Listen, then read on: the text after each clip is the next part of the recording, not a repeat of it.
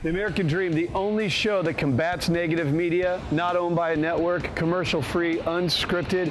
We got a great show for you today coming from New York City, the media capital of the world. Let's get the American Dream started right now. We do it in the spirit of going against the grain of the negative media, giving inspiring information, and having people walk away from our show with something of value. You're seeing a disruption in both the real estate and the mortgage space. A lot of people are just not willing to put in the work. What video does is that it demands an emotional response. You know what I love about this show? It's totally unscripted.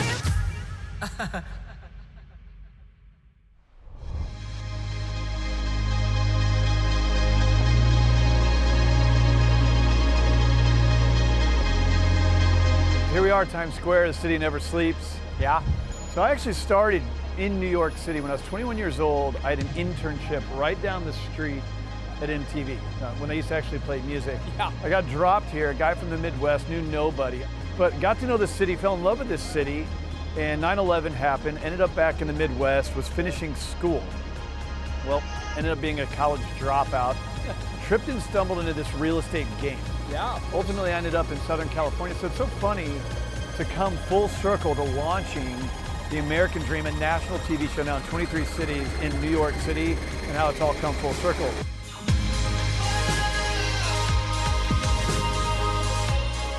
I love it because not only do I get to know more stories, we get to amplify them over 23 cities. Now, of course, New York City. Well, it's the family, Yep. it's the home, and then it's the location and the lifestyle. Like Yeah. it all kind of comes together.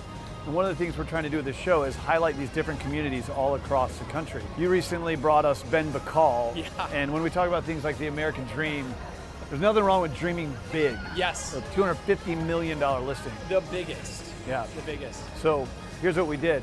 Took a helicopter ride, Yep. $250 million listing on the West Coast. Let's go check it out. Dream and I have been invited by San Diego's premier luxury realtor, a friend of our show, the Seth O'Byrne. And we're giving LA's leader in luxury real estate, Ben Bacal, a helicopter tour of what San Diego has to offer in the luxury real estate market from the sky. Buckle up.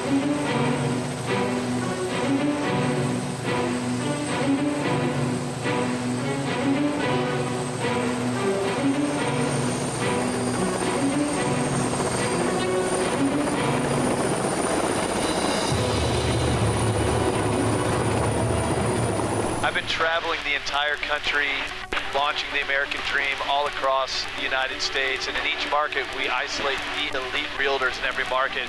Today we did something fun. We brought Ben Bacal, who is the #1 agent for luxury up in LA. So glad to be here. Yeah, this is pretty cool. It has a $250 million listing right now, amongst many other. A great portfolio. And we got Seth O'Byrne, who you see on the show all the time, who is our expert out of San Diego. Of course, on his phone. But we're just touring America's finest city, maybe having a little in-air debate about LA and San Diego from two of the best nationwide. When you approach a luxury home and you're taking it to market, what are some of the strategies that help move that house? I spend anywhere between $5,000 to $10,000 a month on those luxury listings because everyone's on their phone. Yep. I want those listings, viral on your phone. So that's what I implement. And of course, for the super high-end properties, we'll have a PR company come in and strategize and build stories around the property and try to get free editorials as much as we can. Is there, obviously there's a lot of thought that goes into it, but it's not for sure what that property is going to sell for when you list it for 20, 30, 40 million, right? I mean, there's some guesswork there. No, when you're in that 20 to 30 million dollar mark, you know that they're going to sell for pretty close to that. It's when you're pushing in that 40 to 250 stratosphere. Yeah. Then it's a bit different game, but. The price per square foot has been, we're really price per square foot driven in Los Angeles. We're lucky because we have the comps to back it up. So you can say like a house down the street sold for $3,000 a foot or $2,500 a foot. Museum quality stuff is selling for about $2,500 a foot.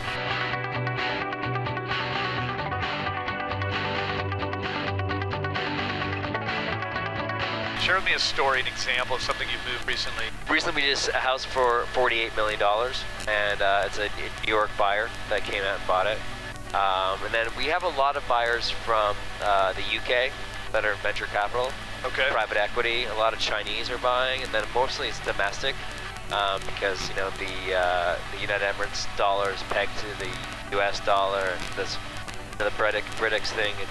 Everything's in flux. So right now it's really domestic, but I do advertise in like Camju and luxuryrealestate.com and Prestige MLS, and I put it in Mandarin. The listings, I'll translate them, and also on YouTube I'll translate them. But essentially, they're coming out here and they're hiring me, looking for their home of their dreams, and like the big listings, spending like $10,000 a month, pushing them so they're where their screens your house is going to be, right? Yeah, so really, even though in some ways, obviously, luxury real estate has been known for being cutthroat, kind of to the opposite, you have to be collaborative with the other partners out there, right? Yeah, you really have to, exactly. You got to be collaborative with your fellow associates, and you got to maintain that relationship.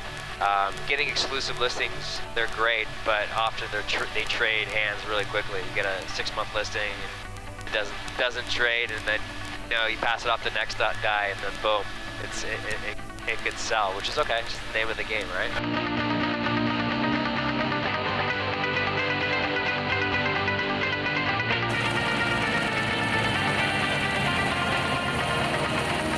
Ben, you got any final remarks about San Diego? Well, from the air, I really got a really terrific perspective. Thank you, Seth, for showing me all the different areas. They're beautiful. Those hillside, those cliffside properties were extraordinary. I couldn't believe what I saw. And the value that you get for beachfront property is exceptional. I'm looking to maybe buy something one day. That'd be cool. Hope you enjoyed, and cheers to your American dream. People come here to succeed, and if you don't succeed here, you don't stay. So owning a media company in Southern California to spread across the country, doing it city by city, and then New York City becoming our 23rd, it's the place where you're bringing the best of the best. In the media capital of the world, owning a media company, this is where you want to get to.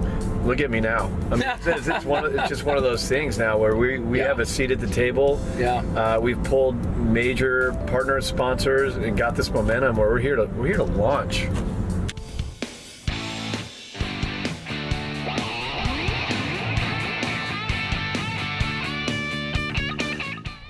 Welcome back to The American Dream. My next guest is no stranger to the show. I want to welcome back onto the program Condo Joe Bryson. Joe, great to see you.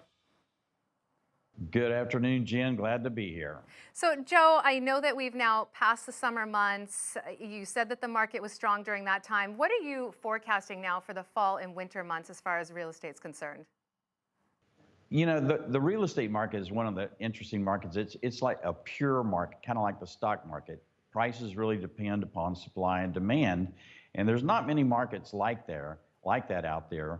But sellers, obviously they want to get the most they can for their property. But and for buyers, it's every property. It depends. The value to that buyer depends upon what they see in that property. How well it meets their needs and wants, and sellers need to understand that it's not them that sets the price or their realtor that sets the price. It's the market that sets the price, and they need to they just need to understand that the market it's a true market, and it depends upon supply and demand. But one of the most interesting things, I think, is the seasonality of the real estate market. It's just very clear that in the spring, when most buyers are out there looking, that prices tend to go up in the springtime. And then at this time of the year, when we're coming into the fall, winter season, there's not as many buyers out there, so prices tend to fall off a little bit. And you can see that easily see that in this chart of the median price in Austin, Texas over the last 5 years. If you just look at the median price, you can easily see an annual cyclical trend that goes up and down according to the time of the year. And if you draw an average through there, if you look at just the higher months, then you look and you can see that those higher months are always March through about July, August maybe, and it makes a lot of difference. In fact, it makes about, I've tried to isolate that kind of factor, and in another chart I've done, you can see that the price can vary almost 5% because of just the time of the year properties are on the market. And some properties, you know, this is more of an effect than others. I mean, a 1-1 condo is not nearly as seasonal as a 5-bedroom, 3-bath house. But in Austin, typical average price, about $400,000. 5% up is $420,000 in the high season, or 5% down could be $380,000 in the off season. That's a $40,000 price swing just because of the time of the year properties are on the market. You know, Joe, if you're talking about a 5% difference, whether it's in the positive or the negative for sellers, how does that impact them? How do they know exactly when to put their home on the market? What if there's some urgency there and they can't wait? And also, in turn, how does that affect buyers on the flip side? Well, for sellers, it's if you have the ability to choose the time that you're going on the market, then obviously the best time to go on the market is in the spring selling season when you will get the most for your property. But like you said, it's not always your choice. And if you're selling in the off season, then you need to take this seasonality into account. If you just price your property like properties have been selling for in the spring and the summer, it's very likely you could be overpriced in the fall season and be too long on the market, and eventually after price drops, you could potentially sell for less than you would have if you had just priced it right in the very, very beginning. But on the other side of that, for sellers, I often see when we get early into the season that sellers are pricing their properties like they have been selling in the off months, and they're usually priced, or they can be priced too low. And then they either sell too quickly, or hopefully there's a bidding war that starts and the prices go back up to the market price. But you have to consider this as a seller. For buyers, it's the opposite, of course. If you can buy in the off season, that's kind of a good time to buy as far as your price is concerned. But you don't have as much selection probably in off seasons like you do. That's kind of the contributing factor of this market is, you know, your supply tends to go down in the off months also. But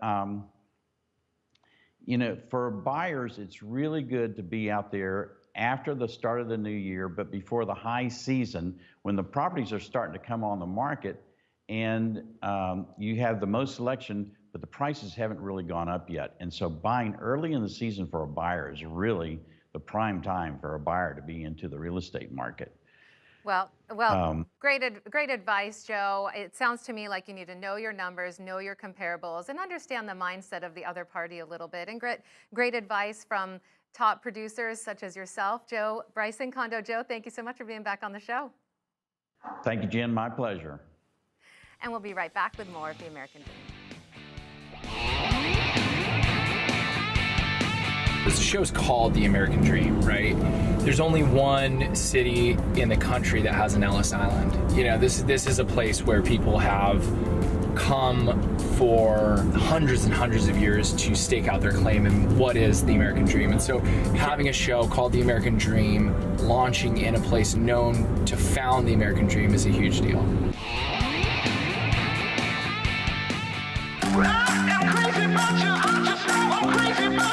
What I love most about San Diego is the pace. People move here because they know that life is short. You gotta live it in a place that recognizes that. You know, I would always joke I can go from business suit to wetsuit in 15 minutes on a Friday afternoon. I think I've got it beat. I've got it down to about 12 minutes now. That's what living in San Diego is about. Today I'm going to take you guys to a property that we just put on the market in Sapphire Tower. This condo is probably one of the best properties, one of the best views in all of San Diego. On the way, we're going to pick something up special for the sellers. We're going to go to Donut Bar. Actually, it's here right now. Let's get some Donuts. Could I get some creme brulee and then a Boston cream and a chocolate euphoria? I was gonna have a beer, but I think it's too early. It's not too early, sir. It's 5 o'clock somewhere. Thanks. When you're in downtown San Diego, you might walk right by it and think it's nothing, but the donut bar has been on USA Today, it's been on the Thrillist, it's been on TripAdvisor. This is probably one of the hottest donut bars in America, and we got it in our backyard.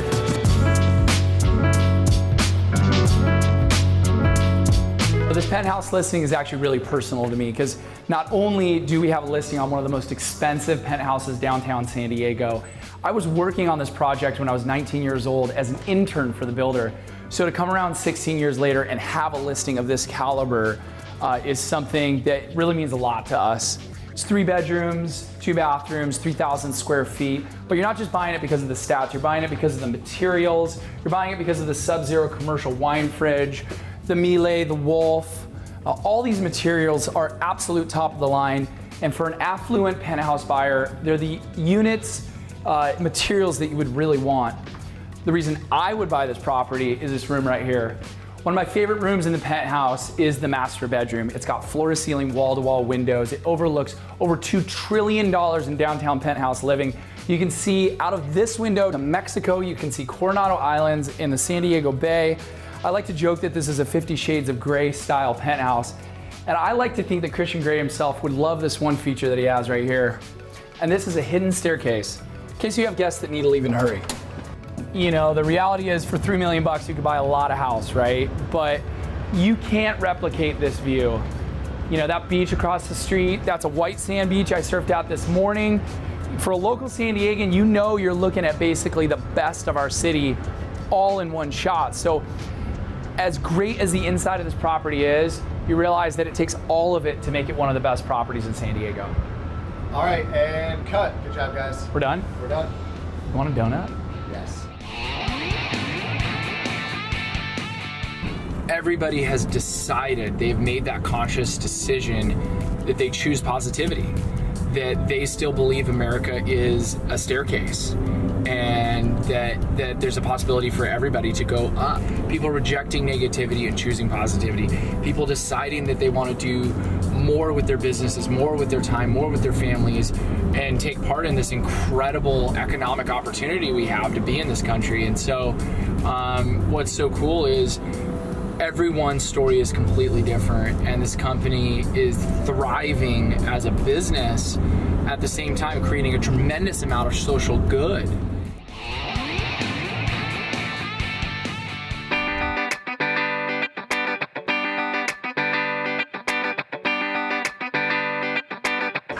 We're here today on Rainy Street, which is a pretty unique part of town. 15 years ago, it was 100-year-old bungalows, and a lot of them were frankly falling down. But in the last couple of years, it's been transformed into what's now a cultural hotspot here in Austin. I'm so excited to be here with my buddy Chris. Hey, thanks for joining me today. Absolutely, thanks for having me. I have seen what he did. He took what was once a pretty much dilapidated, falling down bungalow and quickly turned it into what's now known as one of the top cocktail bars in America. Chris, we're here on Rainy Street. Tell me, why did you decide on this area? I just saw, had projected into the future that this area was gonna really blossom with South by Southwest and drinking culture, taking a few steps forward, people growing up and graduating from the 6th Street crowd, and there were just some, there were some key indicators for me that said, hey, this might be worth taking a gamble on. I mean, what was this area like when you got in?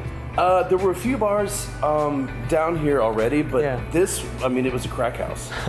And the fact that we're standing here now and having looked back on it, 6 years ago when we started build out, it's amazing to see how far this place has come. We're here in Austin, which obviously is a center of nightlife. It's a huge part of it. There's lots of bars there. But like I said, you've become one of the top ones. Tell me, what sets you guys apart? We have this nice ability to bring together two worlds that I've lived in, and that's one is the nicer cocktail bars that I've worked at, and then also the live music clubs and venues. And so the marriage of those two, as we've grown and evolved, have become very unique, I think, to a city that's known for its live music. Yeah. We've had an indoor stage and an outdoor stage. We do these incredible cocktails. We have, this wonderful ice program, but none of it's meant to be precious. It's just meant to be super fun and super relaxed, and a place that you might even want to bring your parents to show off to. But the fact that we are fostering community and paying our artists and having regular showcases and whatnot, I think that's a big part and says a lot about kind of where Austin's heading, is that we don't want to lose our artists because they can't afford to live here anymore. And it's great that Austin is growing and that the property values are rising, but we got to do our part to really support the local artists and musicians and keep that thing alive that's making Austin, or has made Austin, what it is today. Oh, definitely. I mean, we're Austin. We're the live music capital of the world, right? I mean, it's great that there are people like you out there who are helping these artists stay in here, because it's true. Like, our city's popular, the prices have been going up, and it is an issue with affordability, because a lot of times these artists, these musicians, the people who kind of give us the culture that we have, a lot of times with the prices going up, they can't even afford to stay here in the city center, like the places they made popular. So it's really nice that there's people like you out there. Yeah, you don't want to kill the golden goose. Yeah, that's the rules. You got to support the thing that is created, that gives the city soul. Yeah. And for me, having moved and learned how to do my craft, I wanted it's like Half Step is like a big love letter back to my hometown. As a real estate agent, I always notice these little details, and I see all these architectural touches that you have here that are really cool. I see some like burnt boards over there. I see some shiplap, some vintage tin ceilings. Can you tell me a little bit about those? Sure. So the house itself was, as I'd mentioned, pretty run down. Yeah. And so it was, for the most part, a full remodel. We left the front facade, the north elevation standing, took down to the pier and beam, but we really wanted to honor the original structure, so we had a lot of shiplap that was in the house as like the natural insulation. So this actually came off the original house. So the shiplap is from the original house. The tin came from architectural salvage yard out in Gonzales, Texas. The beadboard I traded cash in a bar tab for, and it came out of a house right down Holly Street. Yeah. And so some of the new materials we wanted to match up, like the tile and and these elements, to where it didn't look like a Disney-esque replica of what something might look like, but just looked like something that had warmth and had vibrancy and a soul to it.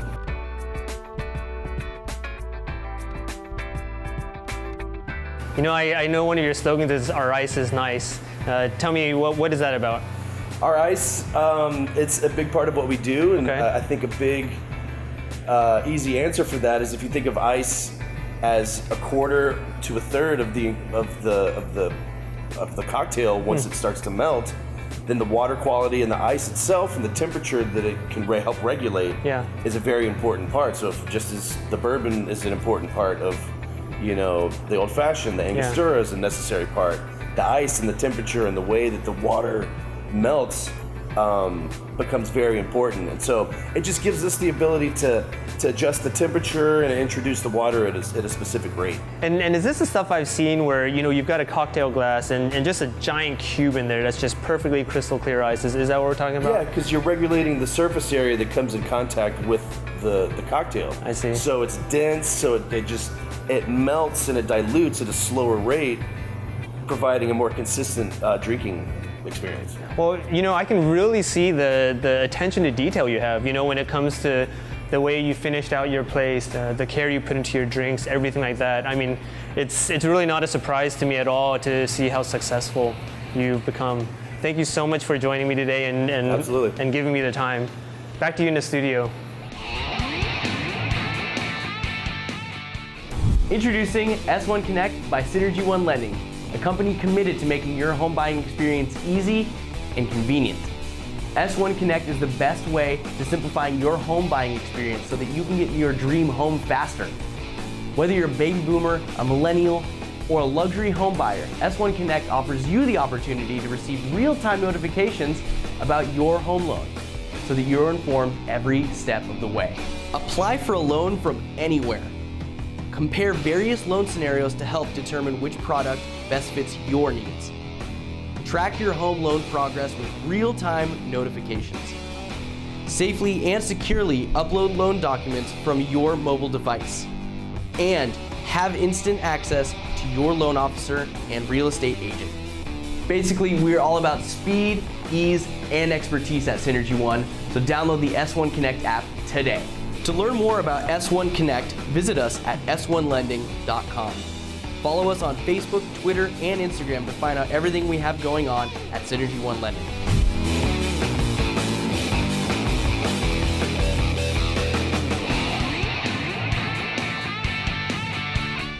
Penny Green here with Synergy One Lending, coming to you from Austin, Texas. Today I want to talk to you about market in a minute. What's going on in our industry? Well, first of all, consumers have had a hard time getting financing because of the burdensome documentation required when you apply for a loan. Well, that is changing with technology. It's making it easier for our clients to acquire their own asset verification, ordering their credit reports, verifying their own work history, all through the technology advancement that the mortgage industry is putting in place. Would love to tell you a little more about that. Give us a call if you have questions or are interested in knowing how to make this process even simpler. I hope you enjoyed today's show. The American Dream now spans coast to coast, all across the country and everywhere in between. The whole idea, to empower the mindset of the American Dream. Did it from New York City today. This is actually the place I started in media. Working for MTV, living in Chinatown. I'll never forget my first day in Union Square, which is where this $18 million pad is. Met my roommate. And he said, hey man, let me show you around New York City. Show you what this town has to offer. So we walked up here to Union Square. And I'll never forget, he sat down and he said, Sewing, grab yourself a piece of real estate. This is a great place to take a nap. Put his arms behind his head, laid back down. So my first day, almost 20 years ago in New York City, I took a nap in the street. So to be back here, launching the show, spreading positive information, and empowering the mindset of the American Dream, quite the honor. Thanks so much for watching the show. Hope you enjoyed it from New York City and all the areas we covered. That's all for today. Hope you can follow us on social media. I'm gonna go take a nap.